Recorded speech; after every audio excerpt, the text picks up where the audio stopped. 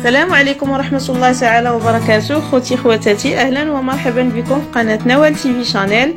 اليوم ان شاء الله غنحضر معكم وصفة جديدة، جوج ديال البريوش من عجينة واحدة كيجيو مهويين وقطنيين بطريقة سهلة في التحضير.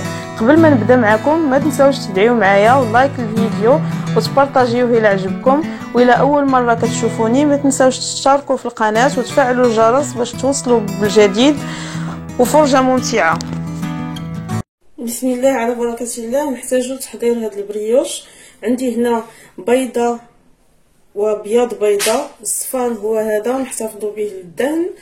عندي قبصه ملح، عندي الفانيلي التنسيم ديجا درتهم هنايا. غنضيف ملعقه عامره ديال الخميره حبيبات ونصف ان الجو بارد، 2 معالق ديال الحليب بودره، ممكن تستغنوا عليه وتعجنوه بالحليب، انا غنعجن بالماء، ما عنديش الحليب دابا متوفر. 70 غرام ديال الزبده حراره المطبخ، السكر، 2 كؤوس ديال الماء دافي، وغنحرك هذا الشيء شويه. غنضيف الطحين وغندي كلشي العجاني يتعجن. الطحين عندي 750 غرام ديال الطحين، اي كيلو الا ربع. غنجمع هاد المكونات، الا احتاجيت الماء غنزيد شي شويه. غنعجن العجينه تكون لينه وناعمه وكتلصق شويه باليد. كتشوفوا معايا العجين بعد ما تعجن هكا كيكون القوام ديالو كيتلصق باليد. عندي سطح العمل دهنته بشويه الزيت باش ما يتلصقليش. غنقسم العجين من النصف.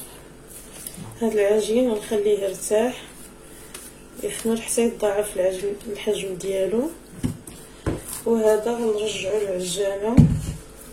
نضيف عليه شويه الماء او الحليب، الا عجنتو نتوما بالحليب ضيفوا الحليب و2 معالق كبار ديال الكاكاو، ونرجعو يتعجن مزيان حتى ياخذ اللون الاسود. من بعد ما تعجنات هاد العجينه السوداء تمزج الكاكاو مع العجينه، غنخليها حتى هي،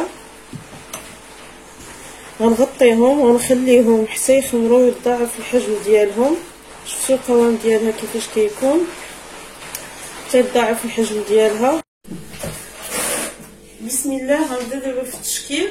قسمت العجينه السوداء، غنحضر منها 2 ديال لي بريوش حجم كبير شويه، درت كويرات كبار كيف ما كتشوفوا، 9 الكويرات سوداء و9 بيضاء، وعاود 5 الكويرات صغارين سوداء و5 بيضين. غنبدا في التشكيل. بسم الله. غنهز واحد الكره، انا داهنه سطح العمل هنا بالزيت، وغنطلقها بالمطلقه بشكل طولي، ونزيد نطرق بيدي، وغنعمل هاد الكريات البيضاء غادا نعمرهم بالجبن، اي جبن نوع الجبن عندكم، الجبن المثلث والمربع او هاد الجبنه الدهن بحال هادي. غنشد قطعه ديال البيتزا وغنعمل بها خطوط باعدين بيناتهم سنتيم تقريبا، ونزيد نحلهم. غنلوي العجينه على هذا الجبن باش ما يخرجش لنا من العجينه، ونسد العجينه ديالي ما نزيرش عليهم، كتجي على هذا الشكل. عندي هنا طاوه دائريه، ممكن تختاروا الحجم اللي بغيتو. غندير وسط منها على هذا الشكل زلافه اللي مدهونه بالزيت، وغنشد هاد البريوش اللي درت وغنحطها بحال هذا الشكل.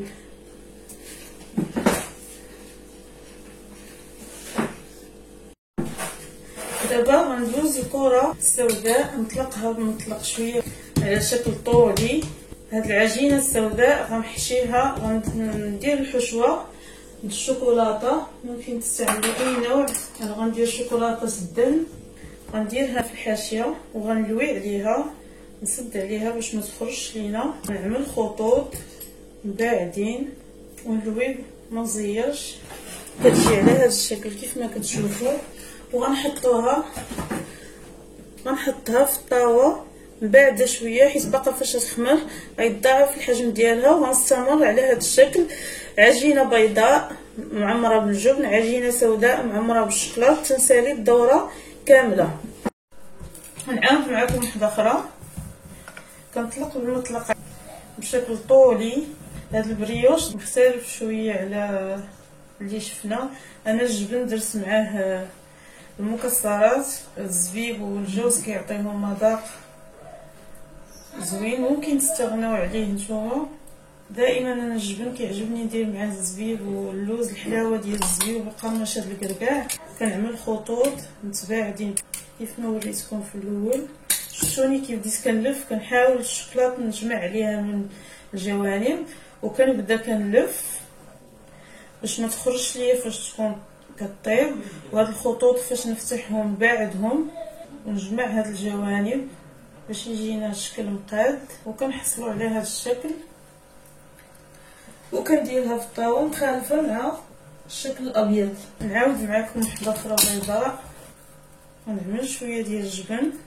دائما عندي الجبن فاش كنشريه كندير الكركاع والزبيب، حيت دائما ضروري ما كنديرو 2 حتى 3 مرات في الاسبوع. هي حرشه معمره به ولا هكا بريوش، او كندهنو غير هكا في الخبز مع الكركاع والزبيب مقطع، مرات التمر، رقيق، اللوز.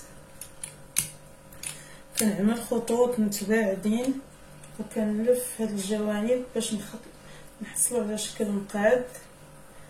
والجبن كنسدو عليه حتى هو باش في الطياب ما يخرجش لينا. وكنحصل على هاد الشكل اللي كنحطوه في الطاوه. وغنستمر بحال هكا تنسالي الاشكال اللي عندي كاملين، الكويرات اللي عندي كاملين. الكويره الاخيره غنخدمها على هاد الشكل. غنطلق الكويره السوداء ثم نطلق الكويره البيضاء. غندهنها بشويه الجبن، هذا الجبن بوحديتو باش نقدر ندهن بلا ما يتقب ليا العجينه، حيت الا درت لي مخلطه باللوز والكركاع غادي يتقب ليا العجينه. ما نكثرش بزاف حتى ندهن. عاد ندير عليها الكركاع. هذه الكويره السوداء نعملها فوق منها ونقرص وغنعمل خطوط. وغندير شويه من الشوكولاته ديال الدهن وغنبدا نلف العجين ونسد على الشكلاط باش ما يذوبش ويتحرق لينا، يخرج من ما يوصلش لعند دوك الشرائط.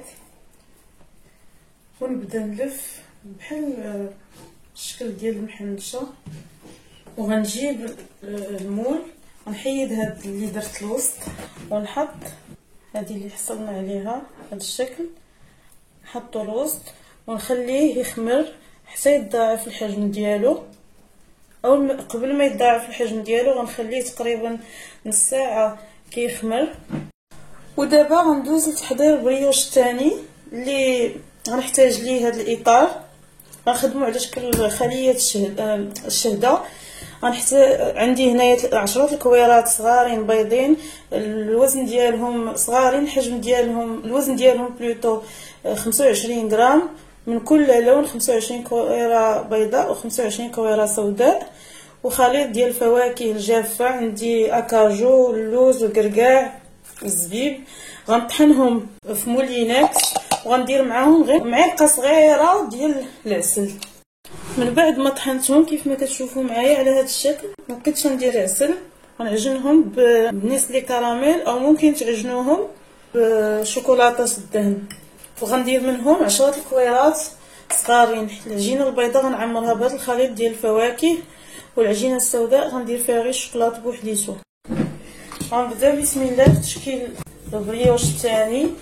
غنطلق الكويره بحال هكا، غندير وسط منها قليل من شوكولاته الدهن او المهم اي نوع ديال الشوكولاته على شكل قريصه صغيره، غنحطها في طاوه حتى غنسالي على شكل مربع، تنسالي عاد غادا ندير الاطار. غنبقى غاديه هكا كويره بيضاء وكويره منقرصوهاش تكون رقيقه بزاف باش ما تخرجش لنا الحشوه.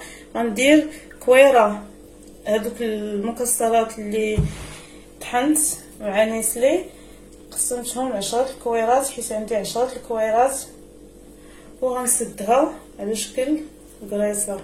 غنخالفها كي قلت لكم نديرها على شكل شهده، غنخالفها مع الكويره الكحله. ندير قليل من الشوكولاته ونسد ونحطها في الطاوه مخالفه، غنكمل التمر بحال هكا تنسالي الكميه اللي عندي كامله على شكل مستطيل. دابا من بعد ما خمرت شويه هاد الفطيره غندهنها بهاد بيرلي، خلطته مزيان، درت معاه واحد المعلقه ديال الزهر، ممكن تنسمو الفاني، انا كيعجبني المذاق ديال الزهر واخا العجينه دايرين فيها ديجا الفاني. كندهن بحال هكا.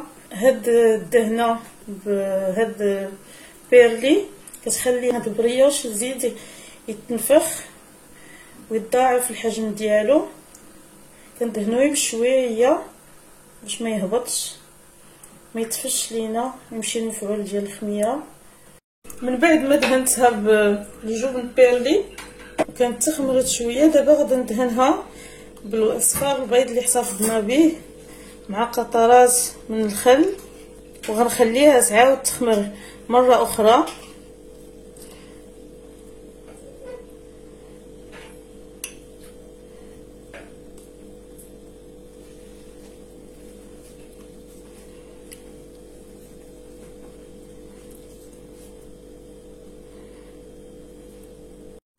من بعد ما دهنت البريوش الاول دابا غندوز ندهن هاد الشهده. من بعد ما دهنتها حتى هي بالجبن بيرلي خليت بيناتها هاد الفراغات حيت عارفين مع الخميره باقا غادي تصير الشهده باقا غتزيد تجمع هاد الطلاقه.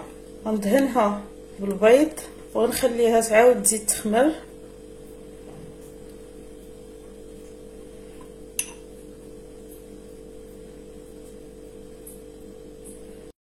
من بعد ما اختمروا وندخلهم الفرن، سخنته من قبل على درجه حراره 180، نطفي الفوق ونخليه يطيب من التحت على درجه 170 يطيبوا على خاطرهم باش ما يجيوش معجنين. طيب هاد البريوش الاول عاد غنطيب الشهده بين ما تكون خمرات مزيان حتى هي.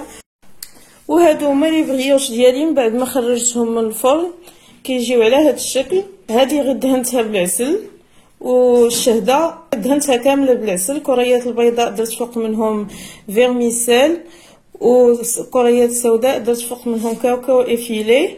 نتمنى تعجبكم الوصفه. شفتوا معايا كيفاش كتجي خامره، شفتوا مفشفشه لا هي لا الشهده،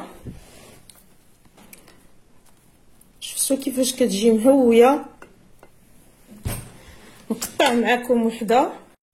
شفتوا كيفاش كيجيو دوك الطبقات باش كنا كندوروها كنروليوها بلاصه الشكلاط.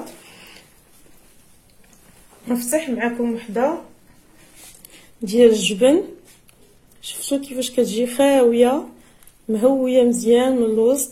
الا عجبتكم الوصفه ما تنساوش تبارطاجيوها واللايك، وبالنسبه للزوار الجدد يشتركوا في القناه الا كانوا مازال ما نخرطوا.